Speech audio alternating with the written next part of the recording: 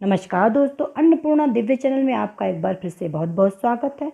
दोस्तों, आज हम लोग जानेंगे कि प्रत्येक वर्ष गणेश चतुर्थी बड़े धूमधाम से कब मनाई जाती है। वैसे तो गणेश चौथ का प्रत्येक महीने बहुत से लोग व्रत करते हैं, विधि विधान से पूजा पाठ करते हैं, परंतु भाद्रपद मास शुक्ल पक्ष की चौथ तिथि को मनाई जाने वाली गणेश चतुर्थी का बड़ा ही महत्व है। इसे सभी जगह मनाया जाता है, परंतु महाराष्ट्र के लोग इसे बहुत ही धूमधाम से मनाते हैं। हरतालिका कजरी तीज के दूसरे दिन गणेश चतुर्थी मनाई जाती है, क्योंकि भाद्रपद मास शुक्ल पक्ष की तृतीया तिथि को हरतालिका जिसे कजरी तीज कहा जाता है, ठीक उसके दूसरे दिन चौथ तिथि को गणेश चतुर्थी मनाई जाती है। इस दिन गणेश जी की प्रतिमा को स्थापित किया जाता है, जगह जगह पंडाल सजाए जाते हैं।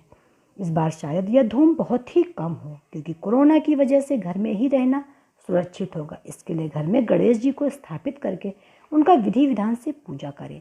दोस्तों, इस बार गणेश चतुर्थी की स्थापना 22 अगस्त को की जाएगी। 10 दिन के बाद अनंत चतुर्दशी के दिन गणपति विसर्जन किया जाएगा, जो कि प्रत्येक वर्ष गणेश भक्तों के द्वारा किया जाता है। तो पूरे देश में यह त्यौहार गणेश उत्सव के नाम से मनाया जाता है। शास्त्रों में बताया गया है कि भगवान गणेश संकट, कष्ट और दरिद्रता से मुक्ति दिलाते हैं। भगवान गणेश जी की विधि विधान से पूजा पाठ करने पर गणेश जी कष्टों से मुक्ति दिलाते हैं। दोस्तों, आइए जानें गणेश चतुर्थी पर गणपति बप्पा को क्या क्या अर्पित किया जाए, उनकी पूजा कैसे की जाए। भगवान गणेश को गजानन या विघ्नहर्ता के नाम से भी जाना जाता है। गजानन को रिद्धि सिद्धि और सुख समृद्धि का प्रदाता भी कहा जाता है। शास्त्रों के अनुसार भगवान गणेश संकट, कष्ट, दरिद्रता और रोगों से मुक्ति दिलाते हैं। सबसे पहले उठकर नित्य कर्म से निवृत्त होकर स्नान करें। इसके बाद तांबे, सोने, चांदी या मिट्टी की गणेश प्रतिमा की स्थापना करें। अब भगवान गणेश को वस्त्र अर्पित करें। उसके बाद गणेश जी को सिंदूर अर्पित करें। गणेश जी को 21 दूर्वा, जिसे धूप भी कहा जाता है, अर्पित करने के बाद उन्हें 21 लड्डुओं का भोग लगाएं। 5 लड्डू भगवान गणेश को अर्पित करके शेष लड्डू गरीबों में बांट दें। शाम के समय भगवान गणेश का विधि विधान से पूजन करें। गणेश चतुर्थी के दिन गणेश चतुर्थी कथा और गणेश चालीसा पढ़ना उत्तम माना गया है। गणेश स्तोत्र का पाठ करके श्री गणेश की आरती करें। जो लोग व्रत करते हैं वो शाम के वक्त भोजन ग्रहण करें।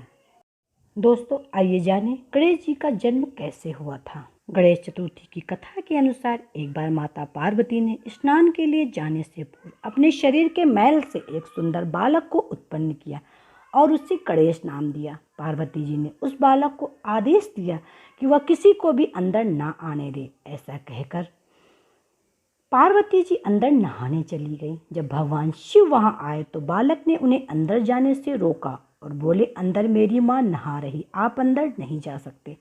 शिव जी ने गणेश जी को बहुत समझाया कि पार्वती मेरी पत्नी है, पर गणेश जी नहीं माने। तब शिव जी को बहुत गुस्सा आ गया और उन्होंने गणेश जी की गर्दन अपने त्रिशूल से काट दी और अंदर चले गए। जब पार्वती ने शिव जी को अंदर देखा तो बोले, स्वामी आप अंदर कैसे आ गए? मैं तो बाहर गणेश को बिठाकर आई थी। तब शिव जी ने कहा, मैंने तो उसको मार दिया। तब पार्वती जी रौद्र रूप धारण कर लिया और कहा, जब आप मेरे पुत्र को वापस जीवित कर देंगे तभी मैं यहाँ से चलूँगी, अन्यथा नहीं। शिव जी ने पार्वती जी को बहुत मनाने की कोशिश की, पर पार्वती जी नहीं मानी। सारे देवता एकत्रित हो गए। सभी ने पार्वती जी को बहुत समझाया, पर वे नहीं मानी। तब शिव जी ने भगवान विष्णु से कहा कि किसी ऐसे बच्चे का सिर लेकर आए जिसकी माँ अपने बच्चे की तरफ पीट करके सो रही हो। विष्णु जी ने तुरंत गरुड़ जी को आदेश दिया कि ऐसे बच्चे की खोज करके तुरंत उसकी गर्दन लाई जाए। गरुड़ जी के बहुत खोजने पर एक हथिनी ही ऐसी मिली जो कि अपने बच्चे की तरफ पीट करके सो रही थी। गरुड़ जी ने तुरंत उस बच्चे का सिर लिया और शिव जी के पास आ गए। शिव जी ने वह सिर गणेश जी के लगाया और गणेश जी को जीवन दान दिया। साथ ही यह वरदान भी दिया कि आज से कभी भी कोई भी पूजा होगी उसमें गणेश जी की पूजा सर्वप्रथम होगी। इसलिए हम भी जब भी कोई कार्य करते हैं तो उसमें हम सबसे पहले गणेश जी की पूजा करते हैं, अन्यथा पूजा सफल नहीं मानी जाती है। दोस्तों, आज के दिन अर्थात गणेश चतुर्थी के दिन हमें कभी भी चंद्रमा को सीधा नहीं देखना चाहिए, क्योंकि इस दिन चंद्रमा को देखने से चोरी का आरोप लगता है।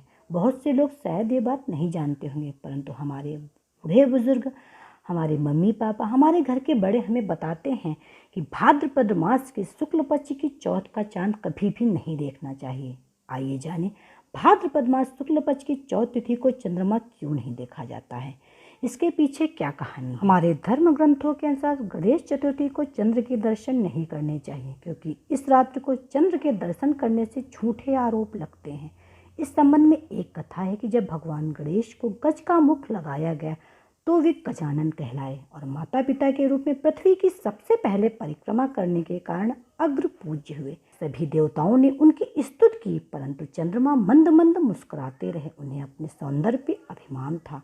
गणेश जी समझ गए कि चंद्रमा अभिमानवश उनका उपहास कर रहे हैं। क्रोध में आकर भगवान श्री गणेश ने चंद्रमा को श्राप दे दिया कि आज से तुम काले हो जाओगे। चंद्रमा को अपनी भूल का एहसास हुआ। उन्होंने श्री गणेश जी से क्षमा मांगी तो गणेश जी ने कहा कि सूर्य के प्रकाश को पाकर तुम एक दिन पूर्ण हो जाओगे, यानी पूर्ण प्रकाशित होगे।